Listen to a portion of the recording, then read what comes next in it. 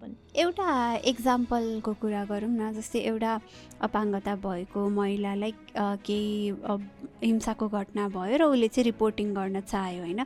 उसले हुन त हामीले अघि यही नै बारेमा चाहिँ छलफल गरेका छौँ, तर स्टेप बाई स्टेप कुरा गर्दाखेरि चाहिँ एउटा महिलालाई हिंसा भयो र उसलाई चाहिँ मैले रिपोर्टिङ गर्नुपर्छ जस्तो लागेर ऊ चाहिँ न्यायमा पहुँच माग्नको लागि चाहिँ ऊ त्यसको लागि चाहिँ उसले प्रोसेस चाल्ने निर्णय गयो। कस्तो खालको अवरोधहरू भोग्नुपर्छ होला? अब एक त अघि पनि हामीले धेरै कुरा गऱ्यौँ, एक परिवारले नै अलिकति चाहँदैन होइन, अनि त्यस पछाडि जुन ठाउँ जाने हो होइन, जस्तो कि अब हामीले पहिलो खुड्किलो भनेको स्थानीय के अरे हाम्रो न्यायिक समिति भयो। न्यायिक समितिमा चाहिँ अब अपाङ्गता मैत्री वातावरणहरू होइन, जस्तो भौतिक संरचनाको कुरा, अनि अब यो सञ्चारकै कुराहरू भयो, गोपनीयताको कुरा, गोपनीयता त एकदमै कम्ती छ। अनि फेरि अब त्यहाँबाट चाहिँ त्यहाँ त फेरि त्यो हामीले आपराधिक बलात्कार होइन जस्तो घटनाहरूको, अन्य घरेलु हिंसाहरूको घटनाहरूको त त्यहाँ त हुँदैन होइन, उहाँहरूले मेलमिलाप गर्न पनि मिल्दैन। अनि प्रायः चाहिँ अब केही ठाउँमा चाहिँ आफै मेलमिलाप गर्ने खालको। अनि अब उहाँ यता अर्कोतिर जानलाई चाहिँ अब कसले लगिदिने होइन, अब उसलाई चाहिँ लाने व्यक्ति पनि हुनुहुन्न, सहयोगी पनि छैन। त्यहाँ त उजुरी दिन जानु पर्यो प्रहरीमा उजुरी नदिकन त फेरि अगाडि बढ्दैन केस। अनि त्यहाँ सपोर्ट गर्ने नभइसके पछाडि त्यो उजुरी नै हुँदैन। अब केही गरी उजुरी दिइहाले पनि पत्याउनलाई चाहिँ एकदम आनाकानी गरेर प्रहरीले, अहिले चाहिँ पहिला त एकदमै धेरै गाह्रो थियो, अहिले चाहिँ अलिकति प्रहरीको लेभलमा पनि अलिक सेन्सिटाइज भएर अपाङ्गता भएका महिलाहरू चाहिँ अझै बढी हिंसामा चाहिँ हुन्छन्, हिंसाको जोखिममा छन् भन्ने हिसाबले उहाँहरूले केही गर्नुहुन्छ। महिला बालबालिका सेल पनि छ त्यहाँबाट पनि सपोर्ट चाहिँ हुन्छ। अनि त्यो पछाडि फेरि अब ओसिएमसीमा लाने कुराहरू छ होइन, एकद्वार सङ्कट व्यवस्थापन केन्द्र, त्यहाँ गयो भनेदेखि सबै प्रकारको सेवाहरू पाइन्छ, तर सहज तरिकाले त्यहाँ लाने कसले है। अनि त्यस पछाडि त्यही सेल्टरको कुरा आउँछ, सेल्टरमा पनि अलिकति गाह्रै हुन्छ कहाँ लिने।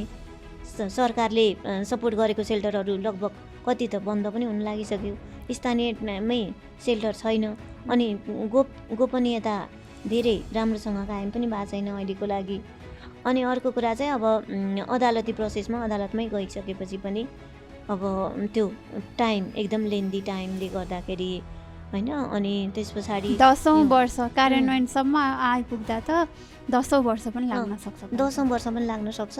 त्यहाँ धाउँदा उहाँ आउनु र जानु कहिले के गर्दाखेरि नै के हुन्छ त, उहाँहरूले चाहिँ थाकिसके, अब म छोडिदिन्छु, बरु न्याय नै मलाई चाहिँदैन भन्ने अवस्था चाहिँ पुग्छ अपाङ्गता भएकोलाई। अब परिवारले पनि सपोर्ट गर्नु, कतिचोटि आउने उहाँहरूसँग आर्थिक पनि अभाव छ, उहाँहरू आर्थिक रूपमा पनि सशक्त हुनुहुन्न नि त। आर्थिक रूपमा पनि जबसम्म उहाँहरू अरूसँग निर्भर भइराख्नुहुन्छ होइन, परनिर्भर हुनुहुन्छ, अरूसँग त्यो भइसकेपछि त आफ्नोले म यता गर्छु भनेर उहाँहरूको नभएसम्म त उहाँ जानलाई इन्डिपेन्डेन्ट जान सक्नुहुन्न। अनि अरूमै भर पर्नुपर्छ, आउने जाने निःशुल्क भनेको छ, तर अरू कष्टहरू लाग्छ। त्यसले गर्दाखेरि त्यति धेरै सहज तरिकाले न्याय पाउने अवस्था छैन। र केही केसहरूमा चाहिँ ल न्यायको लागि अगाडि बढ्यो, अनि विभिन्न अरू केही सङ्घ संस्थाहरूले सपोर्ट गर्नुभयो भने पनि त्यो केस चाहिँ के हुन्छ त फेरि होस्टाइल हुने, एकदमै धेरै होस्टाइल हुने। महिलाहरूको ओभरअल महिलाहरूको अन्य महिलाहरूको कुरा गर्दाखेरि पनि होस्टाइल हुन्छ, तर अपाङ्गता भएको पनि अझै बढी चाहिँ होस्टाइल हुने चाहिँ एकदमै धेरै केसेसहरू छ। अनि उहाँहरूले न्याय पाउनुहुन्न। कतिसम्म पनि छ भनेदेखि हामीले 3-4वटा केसहरू अदालत पुगिसकेको, लास्टमा चाहिँ उहाँहरूले आफैले होस्टाइल गरिदिनु भयो।